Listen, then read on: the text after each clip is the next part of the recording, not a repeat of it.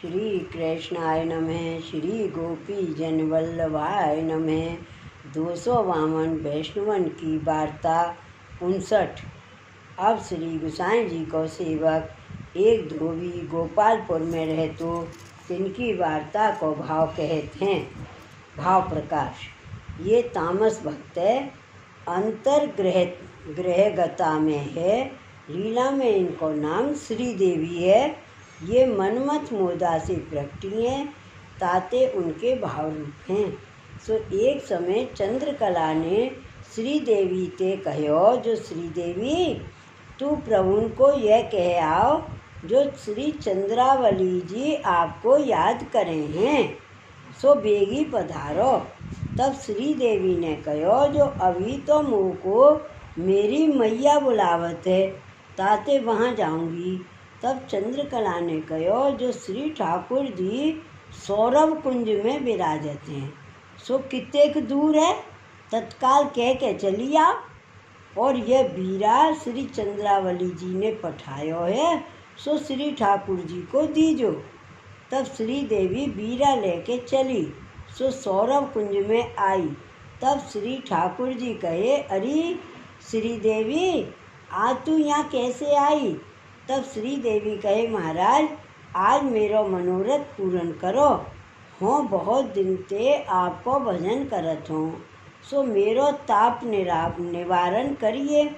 तब श्री ठाकुर जी मुस्काए। सो श्री देवी जाने जो श्री प्रभु जी मुँह पर प्रसन्न हैं, ताते वे बीरा आपुन खाए श्री ठाकुर जी को आलिंगन करन लागी। सो इतने ही में चंद्रकला तहाँ आई। सो उनने यह बात देखी। सो श्री देवी ने जानियो, सो डरप के न्यारी ठाड़ी हुए रही। ता समय मुख की पीक श्री ठाकुर जी के वस्त्र पर पड़ी। सो श्री ठाकुर जी अप्रसन्न भये। तब चंद्रकला ने शराप दियो, जो श्री देवी तो को मैंने कहा करवे को भेजी ही, और तेने यह कहा कियो। वहाँ तो श्री चंद्रावली जी को छिन छिन अधिक विरह हो रहो है, तामे तेने यह विलम्ब कियो और छल कियो, श्री ठाकुर जी के वस्त्र पे पीक डाली। सो अब श्री ठाकुर जी को वस्त्र पलटत में हूँ विलम्ब होएगो, सो तेने अनुचित कार्य कियो, ताते तू हीन योनि में गिर। तब तो श्री देवी कांपन लागी, पाचे वे चंद्रकला के पावन परी। तब चंद्रकला ने कहो, जो प्रभु तेरो उद्धार करेंगे। सो ये गांठौली में एक धोबी के जन्मियो, सो बड़ो भयो। तब गोपालपुर में रहवे लाग्यो, तहाँ श्री गोसाई जी ते नाम पायो। पाछे श्रीनाथ जी के वस्त्र धोवे की सेवा करन लाग्यो। सो श्री गोसाई जी बाको नेग बांध दियो। वार्ता प्रसंग 1। सो वे धोबी श्री गोवर्धन नाथ जी के वस्त्र धोतो, सो बहुत सावधानी से धोतो। सो एक समय श्री गोसाई जी श्रीनाथ जी द्वार पधारे होते। तब एक दिन श्री गोवर्धन नाथ जी की सेवा से पहुँच के ता पाछे भोजन करके पाछे श्री गोविंद स्वामी की कदम्ब खंडी पाँव धारे। ता पाछे वहाँ सो हरजी की पोखर पाँव धारे। तब वह धोबी श्री गोवर्धन नाथ जी के वस्त्र धोते ते देखियो। सो देखे तो वस्त्र बहुत ही जतन सो घने घने प्रेम सो भाव सो धोवत हतो, पर शिला पर न पछाटे। तब देख के श्री गोसाई जी ने वासो पूछियो, जो तू ऐसे वस्त्र हाथ पर धोवत है, सो काहे ते जो शिला पर क्यों ना ही पछाट के धोवत है, ऐसे पूछियो।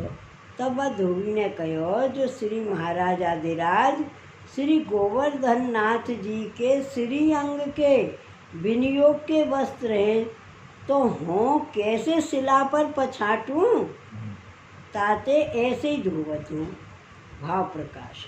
यह कहे, यह जतायो, जो ये वस्त्र हूँ अलौकिक भक्तन के भाव को स्वरूप हैं, ताते हों इनसो ऐसी निठुराई कैसे करूं। तब ऐसे वचन सुन के ऐसे जतन सो धोवत देख के श्री गोसाई जी बहुत ही प्रसन्न हुए। पाछे श्री गुसाई जी बा धोबी ते कहो जो तू कछु मांग मैं तो पर प्रसन्न हूँ। तब वह धोबी ने कहो जो मुँह को मोक्ष दीजिए और मेरी पृथ्वी में सेवा चले, वैभव सो युक्त महात्म चले। तब श्री गुसाई जी धोबी सो कहो जो तेने मांगियो सो दीनो। भाव प्रकाश। सो याने हीन वस्तु मांगी, काहे ते हीन वर्ण है, ताते हीन बुद्धि है। सो तुच्छ वस्तु मांगे और लीला में ये अंतर्ग्रहगता में है। सो सगुण है, सकाम है, ताते यहाँ हूँ लौकिक कामना रही।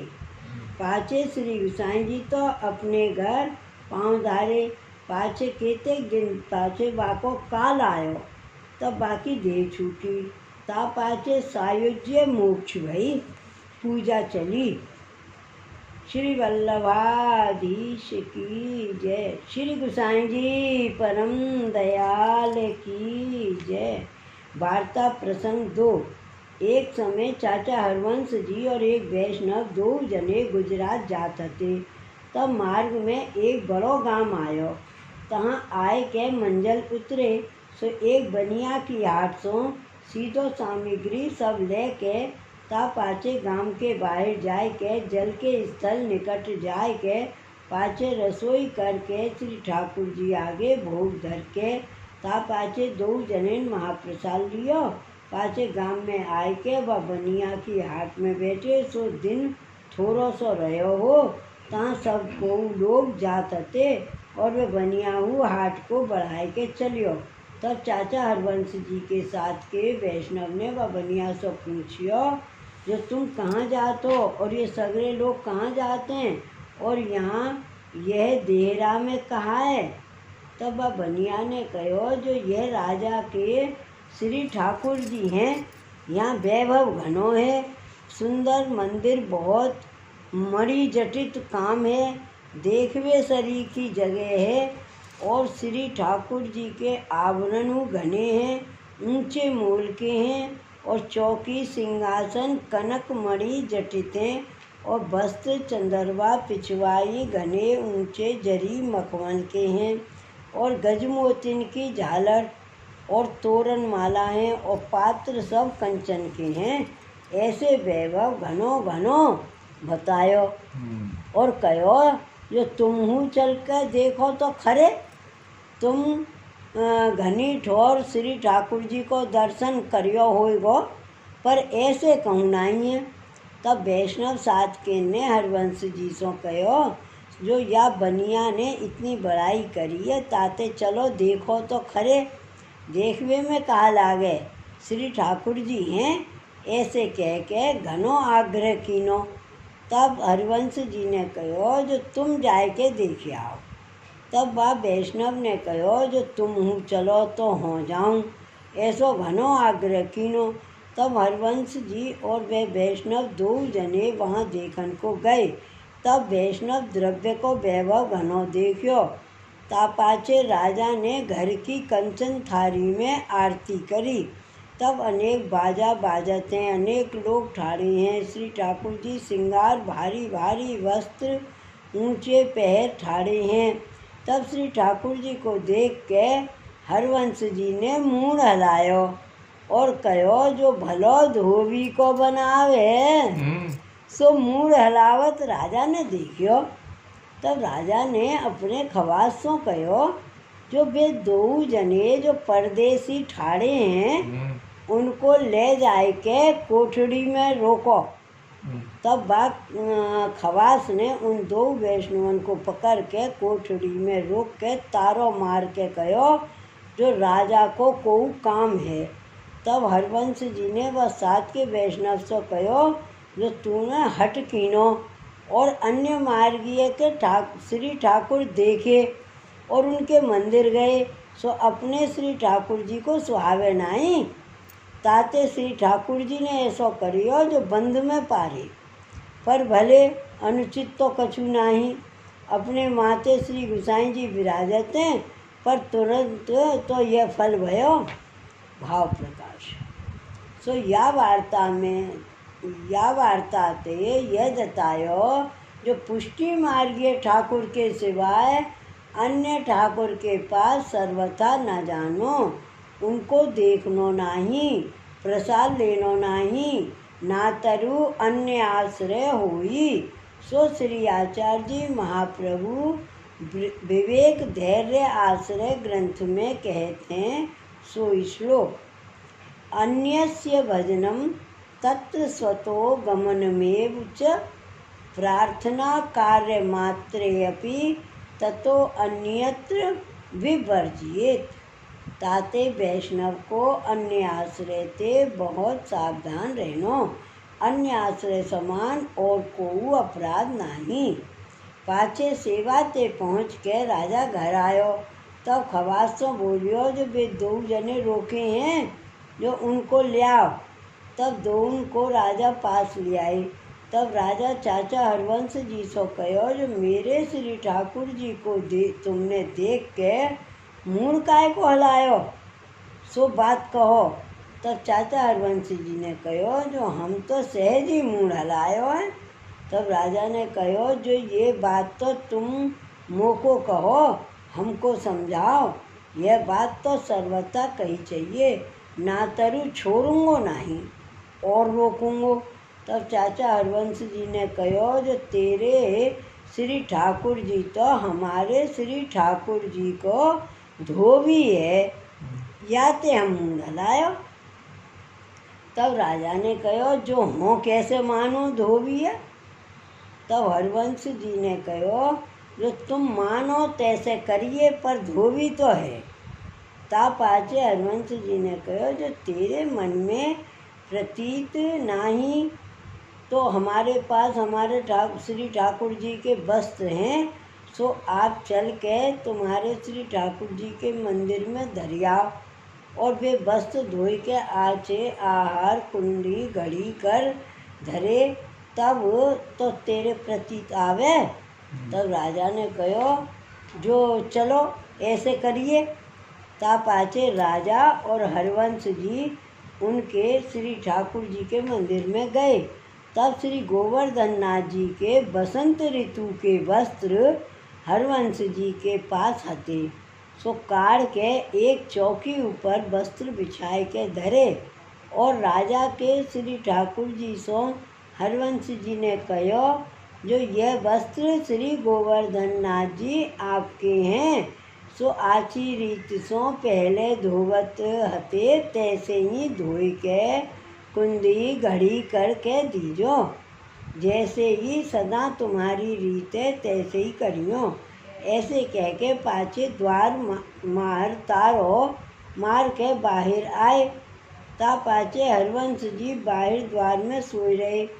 तब पाचे प्रातः काल उठ के राजा और हरवंश जी मंदिर में जाए के मंदिर के किवाड़ खोले।